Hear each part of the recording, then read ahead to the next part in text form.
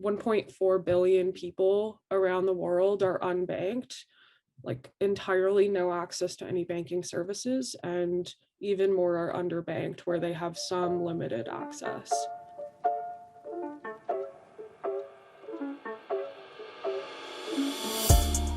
Hello everyone and welcome back to the CleanTechies Podcast. This is episode 68 of the show. I'm your host Silas Maynor, and thank you so much for tuning in to today's episode.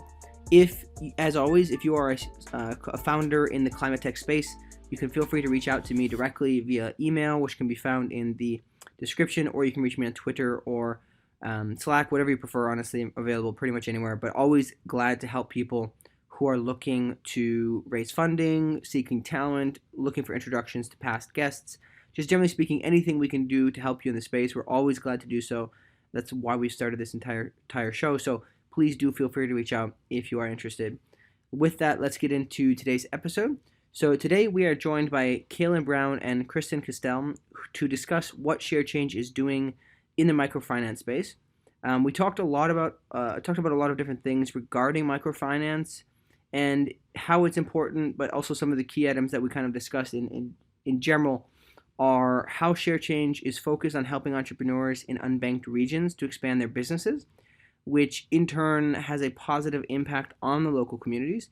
We talked about how the unbanked populations are most affected by climate change for various reasons, which we get into in the show. And then how in many countries, actually women are unable to get loans without a man's signature, and how their solutions can actually help solve that problem for them. We discussed the importance of how microfinance is allowing these people to actually pull themselves out of poverty, rather than kind of relying on outside sources, the government.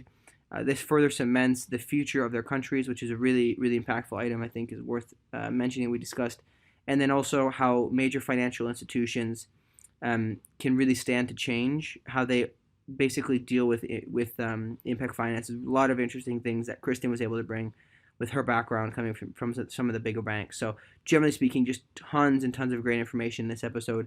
Really excited to be able to bring this one to you. And before we get into the show, want to make a big thanks to our sponsors, Next Wave Partners.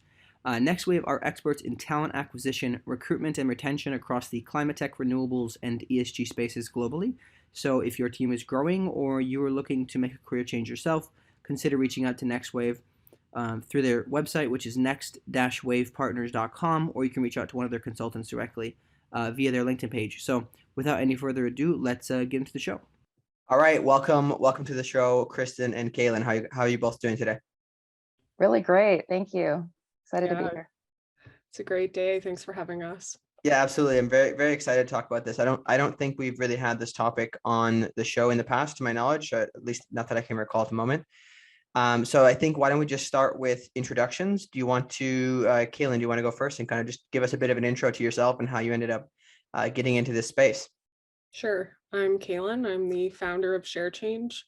How I got into this space is like a culmination of moments in my life, but when that was sparked was during a trip to India. I was volunteering at an orphanage in a rural village, and I learned that the children had lost their parents because of predatory lending in the community, a drought, and unethical collection practices of the loans themselves. And that was something that really just changed my perspective in terms of seeing how happy these children were with so little, having lost their families and coming home to Canada and feeling like, wow, I just have way too much. Like all of those things that I thought were important, that my friends think are important, that my family appreciates, like they are not actually what matters in my life. And from there, throughout my journey, I was looking for ways to share some of like the privilege and opportunity that I've had. And I went to a master's in social entrepreneurship, and I just fell in love with financial inclusion and realizing that there are ways to create access to ethical loans around the world in underbanked communities. And that's how I started working on ShareChange. So essentially, we're building an app to motivate people to contribute to life-changing loans to underbanked entrepreneurs. Very nice. Kristen, you want to give us a quick back on yourself as well, an intro? Yeah, sure. And I love Celyn's story and what she's created with ShareChange. I'm an advisor to ShareChange. I'm the COO and head of product for Seeds, which is a fintech startup in the values aligned investing space. And then I'm also a board member of Micro Dreams, which is a microfinance organization. And my background is more in traditional finance. So most of my career, I worked at large asset managers and banks for the last 15 years, like BlackRock and JP Morgan. And I left 3 years ago to be part of creating Seeds Investor, which is a tech company, and it helps advisors deliver a more intentional and values-aligned investing experience. While I was in traditional finance, I learned about the concept of impact investing. And what that is using money to actually empower companies doing good in the world. So actually doing good for people and the environment while also growing your wealth. And I just fell in love with the concept. It's a way to make money more meaningful.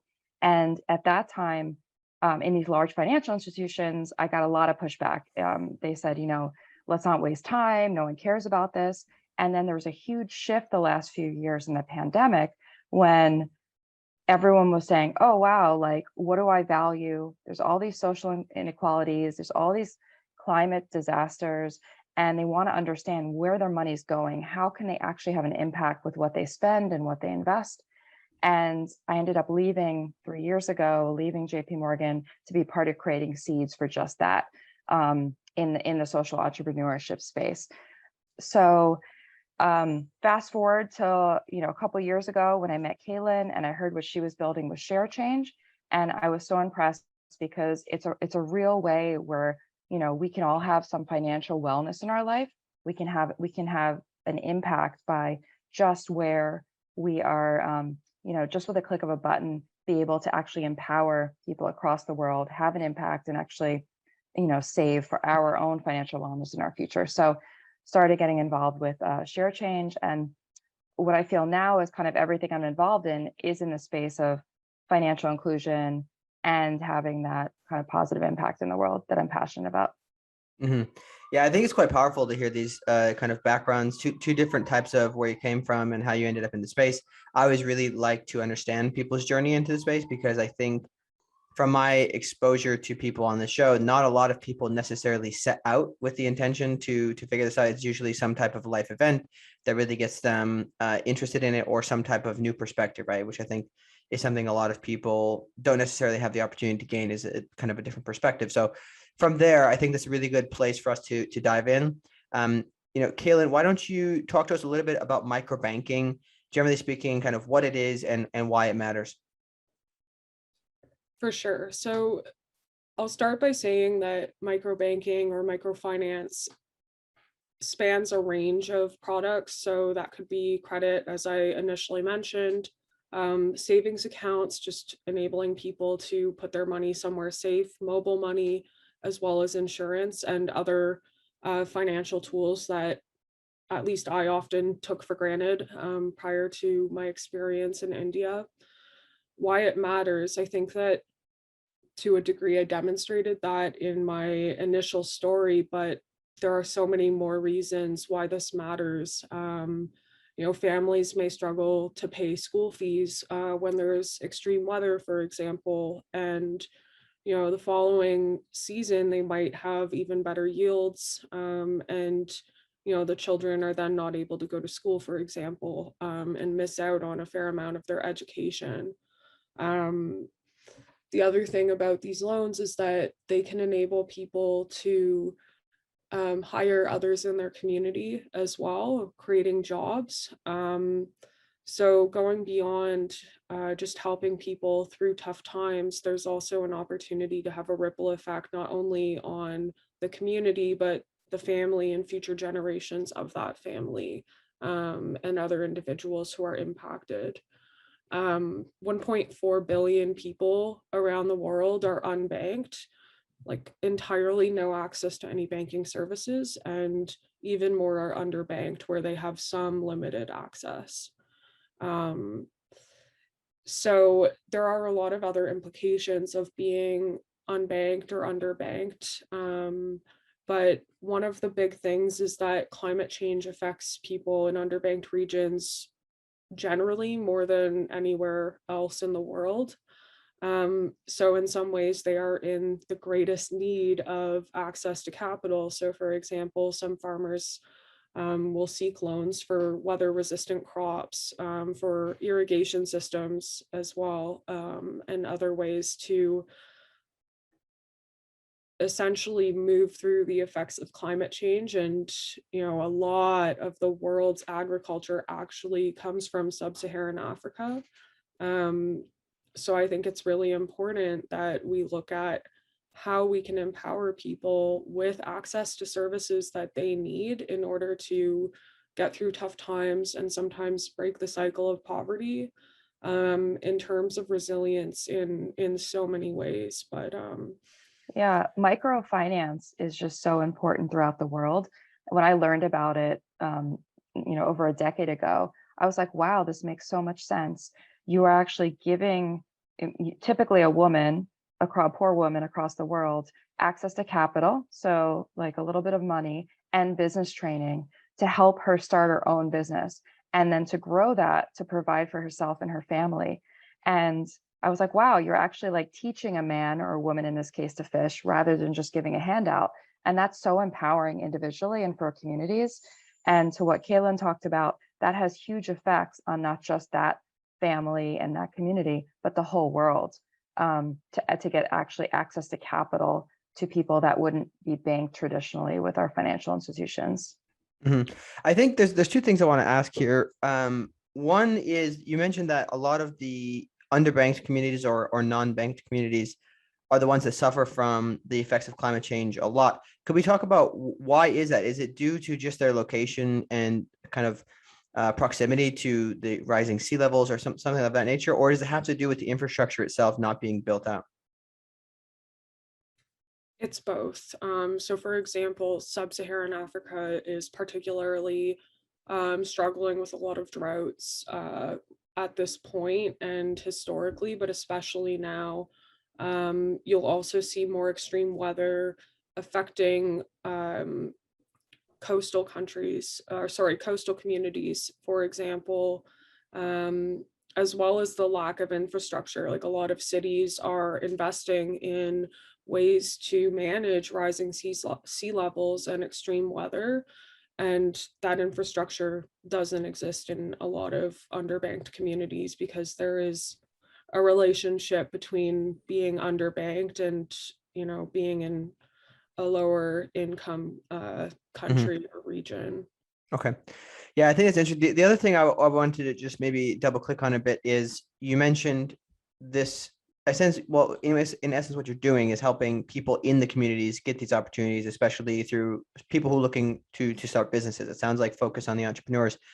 I think it's interesting to note to kind of point out that there's been a lot of companies that have tried to essentially, I don't know if you want to say the word enforce or implement kind of Western ideas or Western businesses, and then just go build these businesses in other countries on their own terms, not understanding local communities, et cetera. And I think it's important what you guys are doing because obviously you can't necessarily have these movements unless it's done from within. And plus, also the people who are more locally located will know what the problems are and they'll know how to solve them better. So I think this might be a good point for us to kind of go further into, Celyn, if you want to take us further into what are the nuances of what ShareChange are doing and kind of break this all down for us. Yeah, that's such a great point, and that's why, in order to find loans, and people who are interested in borrowing for the platform, we partner with local organizations who already, have grown up in their communities, exist and have a track record, a reputation, as well as practice and iterations in how they best empower their clients. Microfinance, though access to these financial services is so important, if it's not done right, if it's not done ethically, it can actually just be more harmful than helpful. So there's a lot of work going into looking at how can we ensure that we are employing client protection practices and actually creating an impact. And that varies, as you mentioned, from community to community, as well as, even between genders. There's some variation in what is going to be most helpful. There's additional services needed, like, often people do better if they receive financial literacy training or personal initiative training, to learn how to have a growth mindset, for example.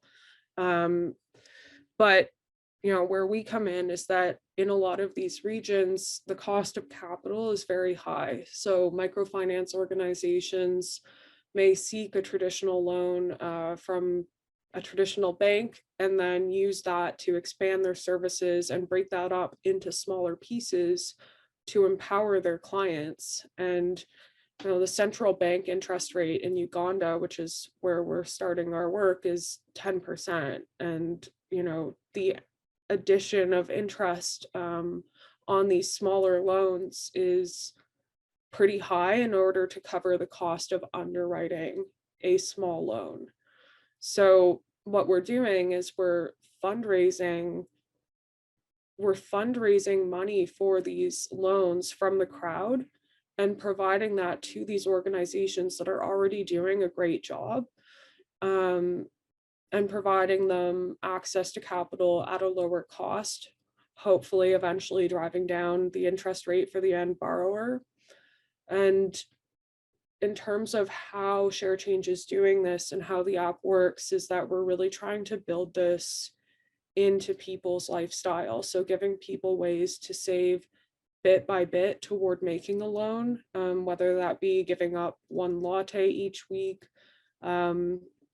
signing up for small monthly amounts that they may want to contribute, and other features that we'll be rolling out soon. But hopefully encouraging people like myself who may not have a lot of money to realize that I can still make a big difference in someone's life, and not actually need very much in order to do that. ShareChange is such a great example of how technology is empowering, basically us to be able to have an impact across the world in one click of a button. So having, as Celyn said, with ShareChange, you can have an app on your phone. You can save a little bit each day, each week, each month, make a loan to a micro entrepreneur across the world, and actually save that money, because it gets recycled, right? So that person would then pay it back, but have that big impact. So actually see the impact you're making. And that's super powerful, because I know a lot of people, all of us, are looking for more meaning and value. And this is a way we can actually have that positive impact we're seeking, plus save for our own future. So it's what we can say is, financial wellness and the technology. And there's a lot of technology kind of startups now where in financial inclusion and fintech, where it's making it easy for us to all do this, making it accessible to kind of everybody. Mm-hmm. I am curious a little bit about I think you sort of mentioned it already, but just maybe dive into it a bit more on how this platform is helping to educate people as well, because if they have the proper education on how to deploy finance, etc., it might kind of increase the chances of them succeeding in whatever their endeavors are. Could you talk a little bit more about that? Yes. So I think the main thing at this stage is that by freeing up some capital resources, the organizations that we're working with, so starting with Penda Capital, are able to put more of their resources into supportive programming to really increase the effectiveness of the access to the financial service, or the effectiveness of receiving a loan specifically. And the way that they do that at this stage is that they provide financial literacy training, but they also have this really cool approach where they help with business development and entrepreneurial development, the way that we would see an incubator here support startups. And I think that often that educational component can be missing and it's very important. But ultimately, we would like to begin to start to take some of these learnings and data across our different partners that we end up working with and be able to contribute to research in the space around what is generally the most impactful, what new methods that are being tested and tried are sorry are having the greatest impact, and from there being able to disseminate and share some of that information with our other partners. And Yeah, the education is so important, right? I think that a lot of people don't know what microfinance is. And so ShareChange is doing a great job at getting the awareness out there that, wow, it's not just like a donation that goes to somebody, which is great, but doesn't actually have this multiplier effect where you're recycling the money. And so educating that your loan can help someone grow a business, and then you can get the money back and then actually be empowered to actually reloan that same money out, which is what ShareChange does, all in an easy app. That education is so important. So ShareChange is providing both the education, but also the accessibility. And we're seeing more and more kind of platforms do this and help people do this. Mhm.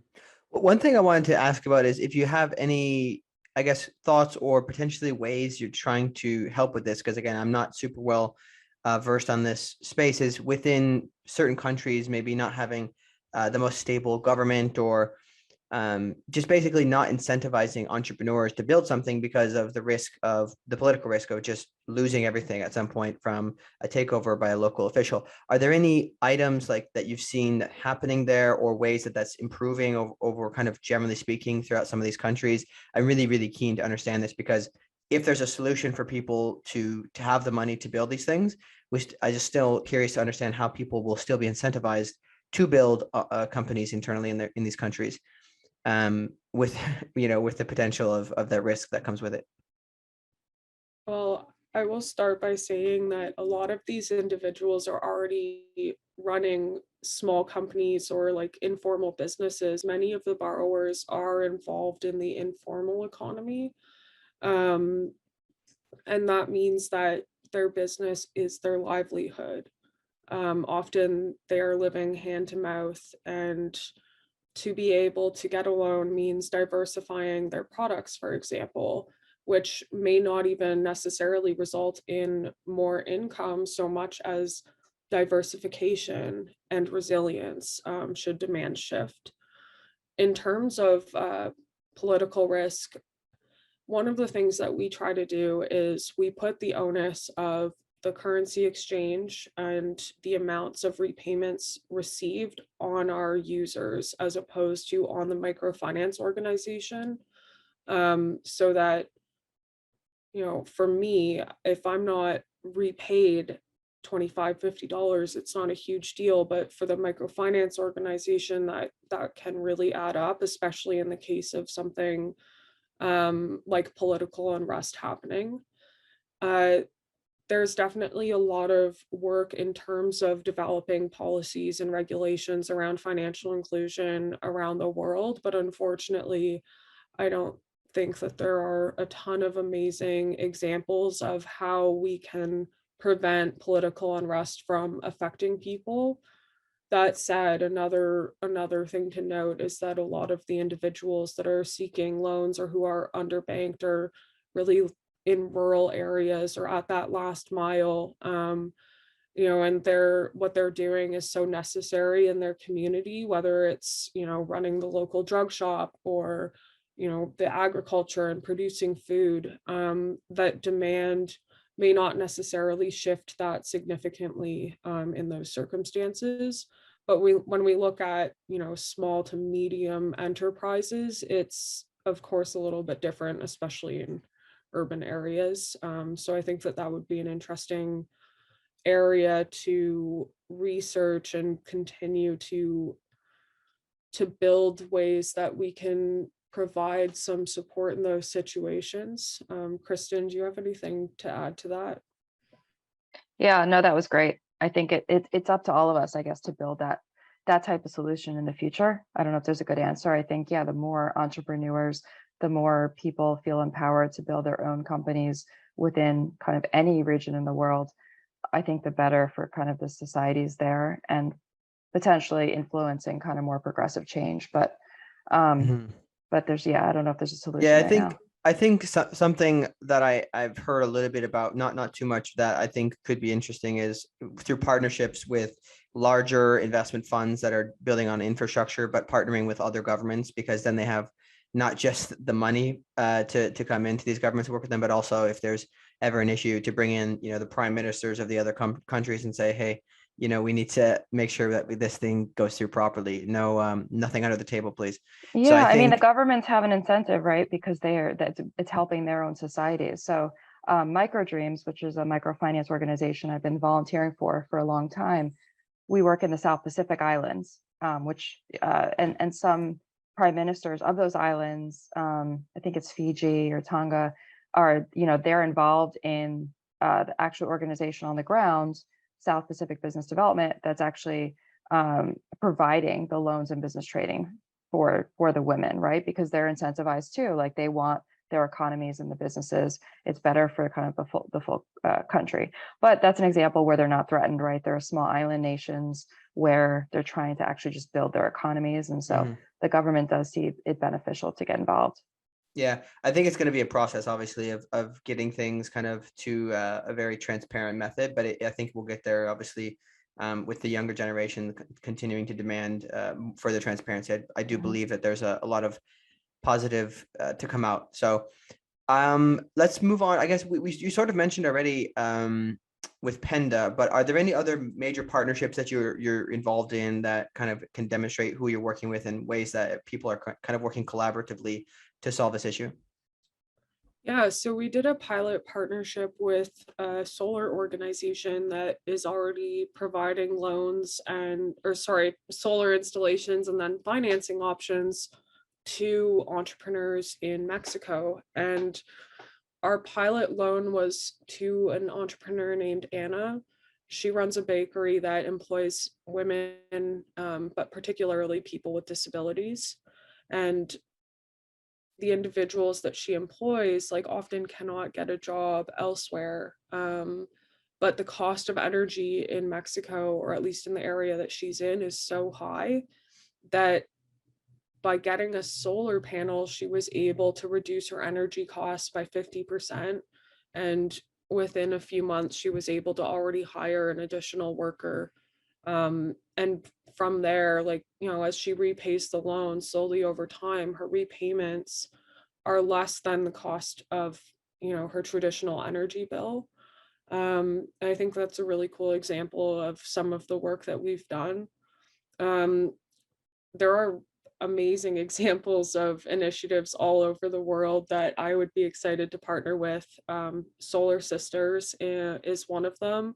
They're working in a number of countries in sub-Saharan Africa, and what they do is they encourage women to create their own solar business, but provide the financing options for people in those villages to be able to afford that solar upfront.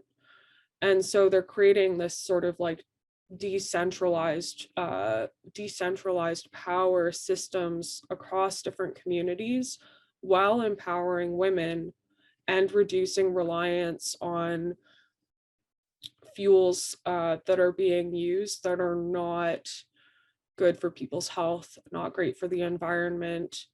And those fuels are also expensive, and so a lot of people will be very limited in the ways that they use that fuel, and so children are not able to study for as long at night, for example. And a really cool story I saw was about how the solar enabled the kids to stay in school and do better in school longer term, because they had more access to light as well.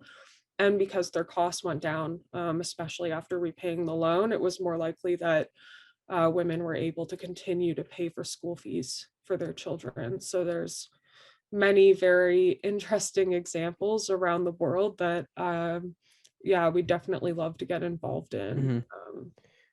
Yeah, one thing I want to maybe, if we zoom out on, based on some of these stories you're telling us, when we look at the macro, if microfinance is kind of deployed in a lot of regions and successfully, what can be the macro impacts on these local communities, or also on more of the broader governments or just society as a whole? Yeah, generally, I think that impact measurement has been a huge challenge across financial inclusion initiatives, in the sense that some studies have found very modest impacts on borrowers and the overall communities and economies. That said, a lot of borrowers are not necessarily willing to share all of the information about what's going on for them, and a lot of the economies that they're in are still very informal, um, not measured, not paying taxes necessarily. So I think that, I think, Kristen, would you like to jump in on this in terms of some of the work you're doing with micro dreams? I think that you have some great wisdom in this one. Yeah, I mean, the impacts we've seen, like the microfinance and the concept started a couple decades ago with Grameen Bank in Bangladesh with Mohammed Yunus. And since then, it's been, millions and millions, probably billions of dollars that have been deployed across the world as it's spread across the world to actually help these kind of micro entrepreneurs. Just with what we're doing with the organization I work with, Micro Dreams, and South Pacific Business Development, it's been, tens of thousands of people and millions of dollars that have been deployed over the last 20 years to actually, and recycled, as I was talking about, you actually can recycle the capital to make a huge difference, to actually grow these people's, businesses, families, livelihood. And the whole point is they're lifting themselves out of poverty, right? So this is a system that these organizations are helping put in place, but it's really a way for people to lift themselves up and to change kind of whole communities to actually be empowered to create their own opportunities, their own businesses, and those can grow from, some of the women we work with have, let's say they start with like a small farm, and then they grow into there's a market, and then eventually it's like an enterprise where they're shipping food to different restaurants and they have cars. And then they have extra money. They're paying for their children to go to school. They're paying for their children to now go to college, go all over the world. And we've seen this time and time again. And what that happens at a macro level is you're making systematic change in these poorer countries. And so while not every government, as we talked about earlier, realizes this, for many of these governments, this is like a great thing, right? Because it's coming from the bottom up, where people are getting empowered to actually make change in societies. So I would suggest, like, if people are more interested, you can look up microfinance around the world, and all of the different organizations. And that's what ShareChange is as we're launching ShareChange, is doing, partnering with more and more microfinance organizations that are having this difference, and letting us all as just individuals have access to be able to actually be part of that impact and that change. Mm-hmm. Yeah, I think it's really interesting to hear that. I think that, if we try to envision, obviously the deployment now may not be super transparent, but I think if we can think about the impacts long term, it should be really, really meaningful to a lot of people. And I think that ultimately kind of advance society as a whole, the human race as a whole. So I'm really excited about what you guys are doing here. Sorry, you had a comment? Yeah, I just wanted to add to that. I think one of the biggest areas that we do see an impact is in terms of the gender gap. Account ownership between men and women, there's a huge gap around the world, is about 9% on average. And I think that it's so important in terms of not only the economy, but women's empowerment, and knowing that, women are often responsible for the upbringing of their children and their families' well-being, that they're more likely to invest in healthcare and school fees. So being able to increase that account ownership, firstly, is just great for overall equity, and women's empowerment, but also has a lot of impacts on where we see the money going. And that, I think, will have some really interesting implications in the long I'm run. so glad you brought that up. Yeah, that's really, there's a lot of data on that too, that shows where women spend the money that they make through microfinance in that way. And I love how you brought up kind of that equality component. Yeah, certainly. I think it's extremely important to understand these things, especially the different spending habits and how it can actually make some pretty positive impacts, right? So I think this is very good. One thing I wanted to ask Kristen about is, generally speaking, your experience from your experience, what are some of the big issues that financial institutions kind of the things that they need to change in order to become more inclusive? Because it's my understanding that a lot of these larger institutions are not necessarily taking part in this kind of microfinance economies. Yeah, so for large financial institutions, and especially a couple of years ago, before there's been this kind of shift in, we do need to think about the impact and what you hear probably ESG, which is bringing in how a company is running based on environmental, social, and governance factors. So that's gotten bigger, but there's still a lot of ways to go in terms of these large institutions and banks becoming more inclusive and really focusing and contributing capital, contributing investment into microfinance and different ways of financial inclusion. I think what actually will help them change, and we are seeing help them change, is demand from their clients, demand from people like us, from investors, and also from the institutions that we all support, companies that we're part of, where we actually invest our money. Having us demand that these large institutions actually focus on this, because we see that this is a huge impact in the world. In the past, a lot of these institutions really just, as they're investing, cared about, okay, so like, what is the shareholder value, right? Like let's just increase revenue at any cost. And what we're finding is more and more they're coming out and saying like, wow, actually a better long-term investment isn't this kind of short-term chasing shareholder value, but it's about stakeholder value, which includes financial inclusion. And so if a company treats its people better and its operations are more efficient, so there's less pollution, et cetera, that's actually a better long-term investment financially too, because people want to work there. There's less lawsuits for that company. The company has more sustainable operations, et cetera. And so you're seeing this slow, but it's increasing momentum shift of these large institutions that are saying, wow, people are recognizing this. This is actually a better way to invest for the long term. And the more we as clients of these institutions and investors say like, this is important to us, we care about this, we care about financial inclusion, we want ways to actually invest, and we think that's actually better for our financial growth and also the world, they're going to focus more, they're going to find opportunities.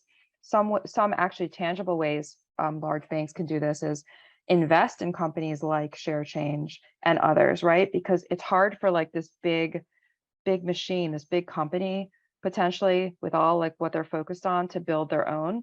But these smaller platforms are more nimble and flexible and innovative, like ShareChange and others. They can actually support these organizations and these financial technology companies having this impact.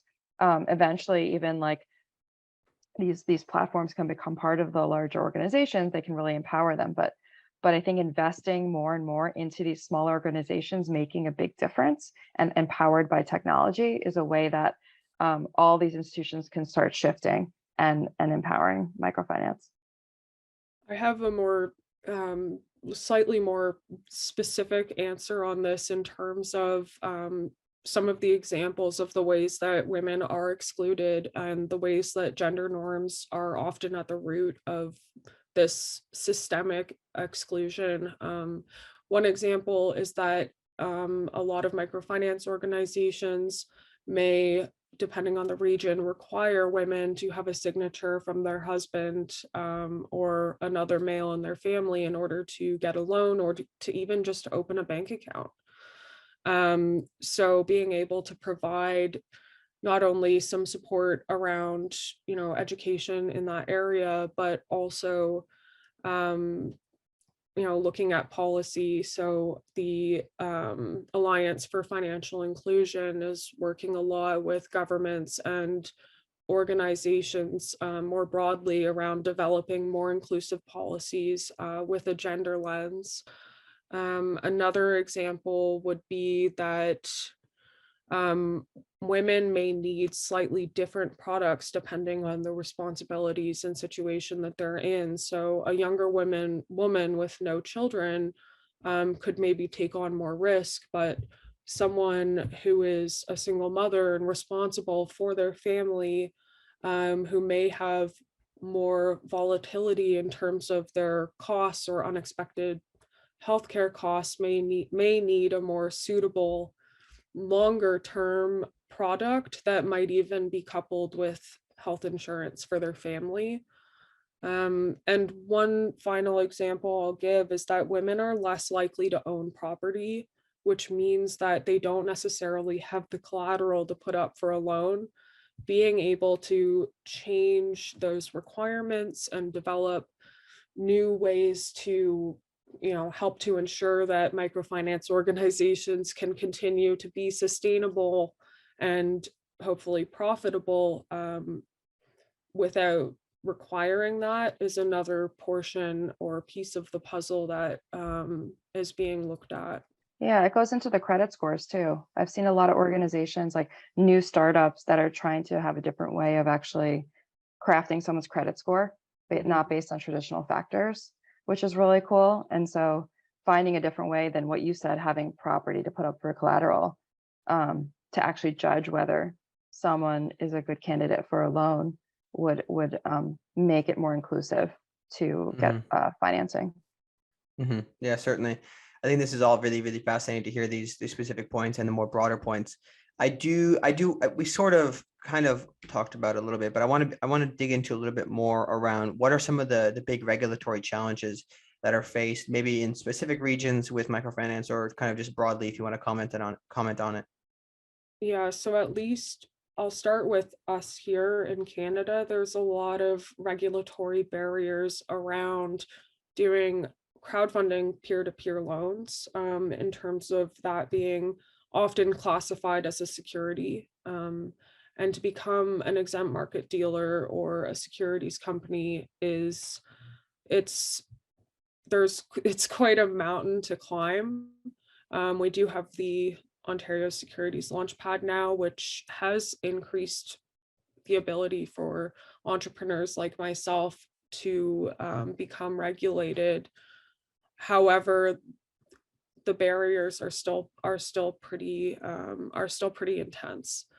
As well, just more broadly, there's a lot of concern around anti-money laundering and anti-terrorism financing, particularly in countries where the money is coming from, like Canada and the US, as well as Europe, which is important because, of course, we want to know that the money that we are sending to these communities is actually having a positive impact and not a detrimental impact in terms of funding violence and such. But in order to do that, there's a lot of legwork around checking people's identities, knowing who it is that you're funding. And this also plays, again, beyond regulation, into the cost for the microfinance organization in each loan, and ensuring that the people are who they say they are and that their business activities are what they've said they are. I think that fintech is really helping to lower the barriers around regulation. So, for example, you can do an automatic check of someone's identity simply by just taking a photo of their ID, or just having their name and address and checking that against these international databases of people who are on sanctions lists. So I think that those barriers are getting more and more, they're less and less difficult to address as we continue to evolve. Yeah, that is pretty interesting to me. I never really thought about it from that perspective, that because of the rigor that's required from Western countries, it can potentially provide a barrier to actually achieve some of these things. It's quite interesting, the dichotomy between those. I know we're running out of time here. I do want to certainly get into this topic of education kind of more broadly. So I'm going to put this to both of you, and then I'm going to lay out a couple items. You can comment on whichever makes most sense to you or you're interested most in. But generally speaking, I'm really interested in the trends overall that you're seeing, or thoughts you have at least on ways you'd like to see things go on education and essentially the social equity aspects. In particular, we often hear a lot of companies, especially myself being in recruitment, that they claim to be kind of focused on ESG and equity and inclusion, but yet they want people from specific backgrounds or very specific schools, right? Whereas many people may not be able to afford those opportunities. So kind of broadly speaking, comments on that, as well as your thoughts for people who want to get into this space, where they might, what they might do to actually get into the social finance space. Yeah, and I'll take that first.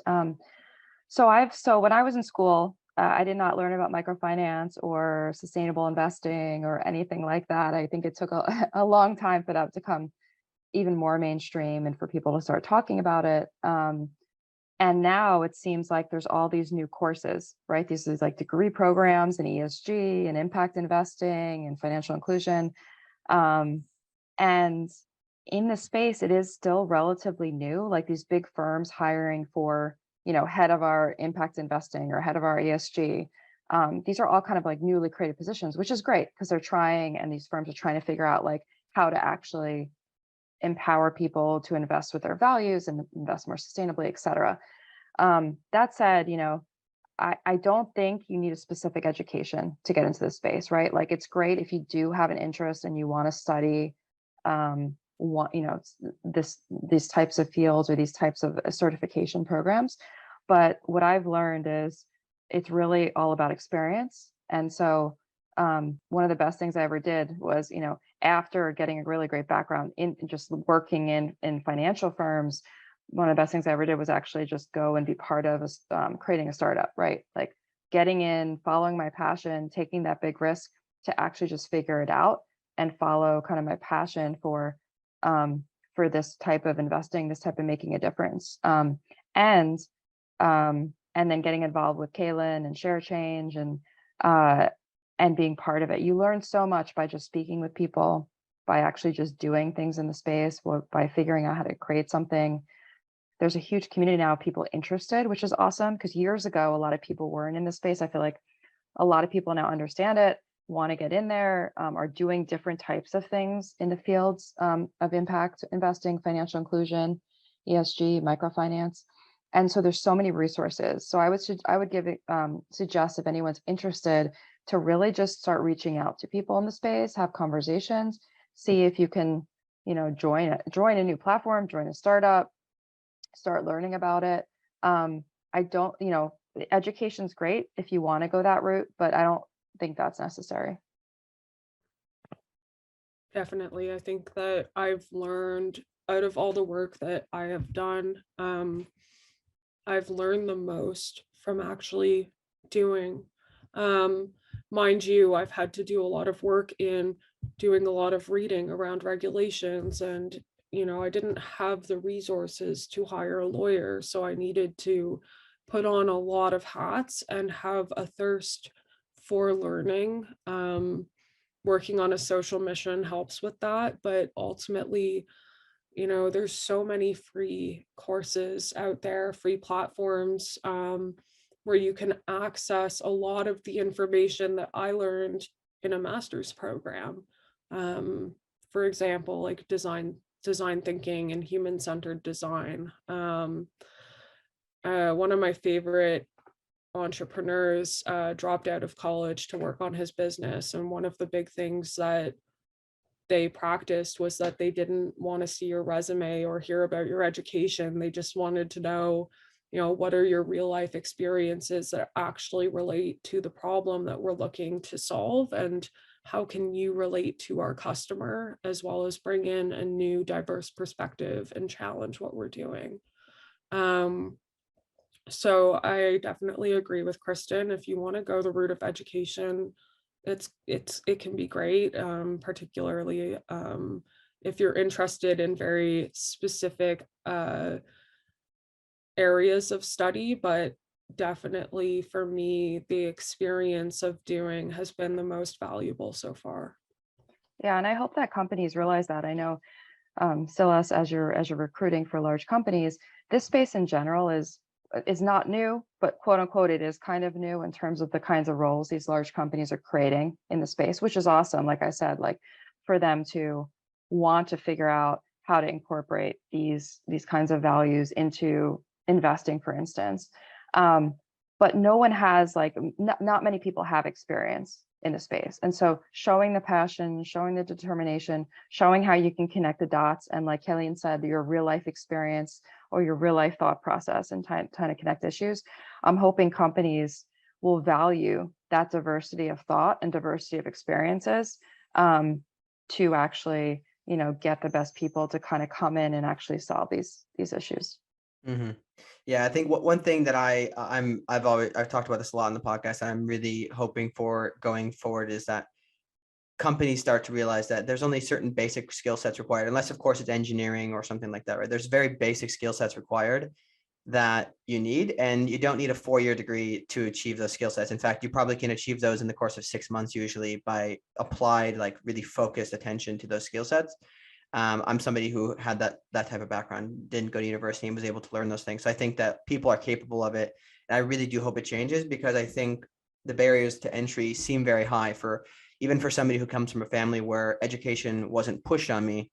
Society really wanted me to go, right? And it was like really hard to do something different, because people essentially look down upon you a lot in a lot of instances, not every instance. I think technology and innovation in general tend to be a bit more flexible with that. But I do have this thought, because I think if we're going to be inclusive of many entrepreneurs globally, especially people who don't have the opportunity for these educations, we need to be focused on building these skill sets from a much more a lower barrier of entry for people, right? So they can get into the space, maybe boot camps or things of that nature to get them going. Yeah, I mean, Because now with the internet and technology, you can learn anything, right? And so that's why so many people are starting startups right now. The barrier to entry, like you said, is so low. And so for large companies to compete for those really great talents, they also have to be flexible with what the requirements are to get in there. mm-hmm. Yeah, absolutely. And I guess just to kind of close things off, any final thoughts you want to mention, either of you, on where people can reach you, and just generally speaking, what your vision for the future is and what you're excited for?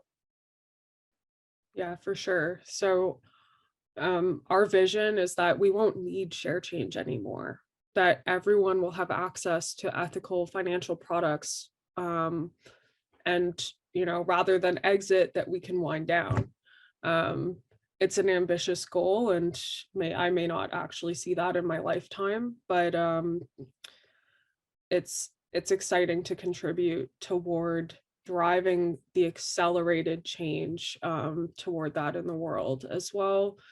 Um, I think that it's really cool the way that we can contribute to this leapfrog development around the world, where communities don't need to rely on centralized power. For example, there's decentralized energy systems being built in a lot of underbanked communities, which is very cool. In terms of ShareChange, you can see us at WeShareChange.com and sign up to test the app. We are launching very soon. It's in review on the App Store, which is exciting. And you can also find ways to contact us there. I think the world is changing so quickly, and there's so many exciting things. My biggest thing is that everyone has the ability and possibility and opportunity to make a difference and also follow kind of what they want. And microfinance is just one way that we see that in action, right? People making their own differences, people imagining what's possible for themselves and actually pursuing it. So that's really cool. There's more and more ways through technology and through different apps like Seeds and ShareChange to actually do this, which and it's going faster and faster than ever. So I think there's so many opportunities for people listening to get involved in that. If you want to, I guess, reach me, you can. I'm on LinkedIn mostly, so Kristen Castell at LinkedIn. Also, seedsinvestor.com is the startup I'm COO of. And then the microdreams.org is the nonprofit organization I'm part of.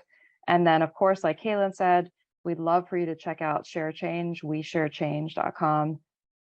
Really excited for the launch and to start having a huge impact. And I know I said we were going to wrap things up, but there was one thing that Kayla mentioned that I do want to ask her about as well, which was you talked about, you just mentioned recently, winding down rather than exiting. How do you relay this to the people working on this vision, that kind of mentality? Because it's really kind of counterintuitive to what building a company is. And a lot of people are kind of seeking the exit, et cetera. Could you talk a little bit about how you instill that into the culture and how you're maintaining that? Because that's extremely difficult to do from what I've seen in talent advisory. Right. Well, I think that's the really cool thing about social enterprise is that we're working toward a mission. Profits are the means to achieve that mission and that impact. We're using the power of business in order to do that. But I think that, a lot of impact investors, especially like true impact investment funds, actually want to see those metrics. Of course, they do want to make money. That's why they exist. But I think that the important thing is really bringing people on in the first place who care about the mission and who are driven to work toward that beyond just their personal benefit from being a part of this. And that's a really key thing that I look at when I look at bringing on a team member. It's funny because it's something that I heard at a talk, and it did sound so counterintuitive to me, this idea that we are hoping to wind down rather than to exit. The truth is that a lot of these inequities around the world probably will continue to exist. Like, we've made a huge dent in financial exclusion around the world, but there are a lot of challenges that may continue to exist for a lot of years. So is it realistic? It's hard to say, probably not, but that is the goal, and that is the mindset that I would like to embed into our culture and our team. It's not about us. This is something greater than me, greater than ShareChange. It's about the impact. Mm-hmm. Yeah, this is really powerful. I really appreciate that final closing thought. I think it's a really great place to end it. Thank you both for coming on the show, and really excited that we're able to have this discussion, and super excited at what you guys are doing. Thanks so much. Great to be here. Thanks for focusing on this. Absolutely.